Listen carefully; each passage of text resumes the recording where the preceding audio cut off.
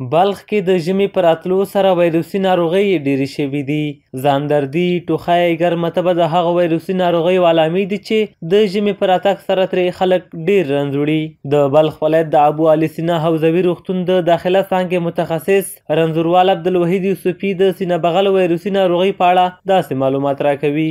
عرض علائمش یکی به شکل خفیف داریم، دیگه به شکل متوسط است و دیگه به شکل پیشرفته‌اش است یا شدیدش هست که در شکل حاد از این میتونه که مریض با یک تب داشته باشه، سرفه داشته باشه و با یک کسالت و جاندردی و اینا پیش اکثر دکتر سے با مراجعه بکنه یکی پیش مریضا موجود باشه و در شکل متوسط از اینا میتونه که مریض حالت تنفسی یا ریتم تنفس از یا متفاوت باشه که بلند بره و یکی درجه حرارت مریض نسبت به حالت نرمالش بالا بره.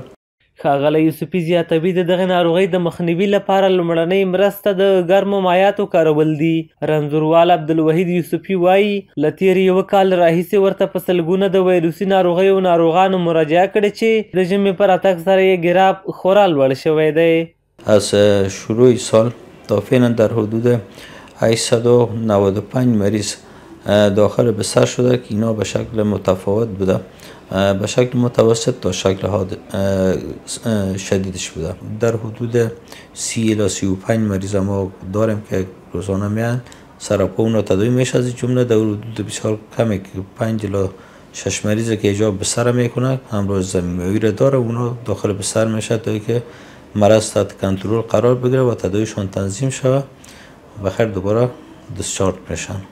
بلخوا ابو علي سینا حوزوي روغتون کې د بسترو ناروغانو په ایوازان د ډاکټرانو له کارونو رضایت ښیي. دوی وایي 40 ساعته د ناروغانو پوښتنه کیږي او د روغتون ټولې چارې په معیاري توګه پرته د کومې نیمګړتیا مخته بیایي. الحمدلله ما از دکترای شفاخانه ابو علي سینا بلخی بسیار راضی هستیم.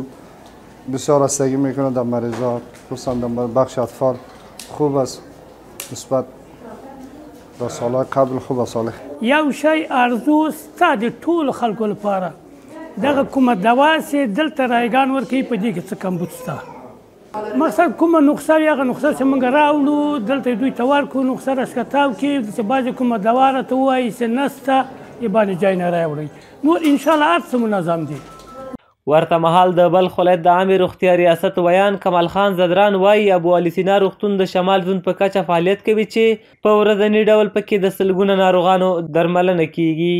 د بلخ ولایت عامې روغتیا ریاست تر چتر لاندې د ابو علي سینا حوزوي روغتون چې د شمال زون په سطح لوی روغتون دی. دلته د شمال زون د 9 ولایتونو څخه ناروغان مراجعه کوي چې په 24 ساعته ډول باندې شاوخوا 2000 ناروغان دلته راځي د تشخیص لپاره د ډاکټرانو لخوا په وړیا ډول تشخیص کیږي او تر درملنه وروسته په روغه سټه خپلو کورونو ته ستنیږي.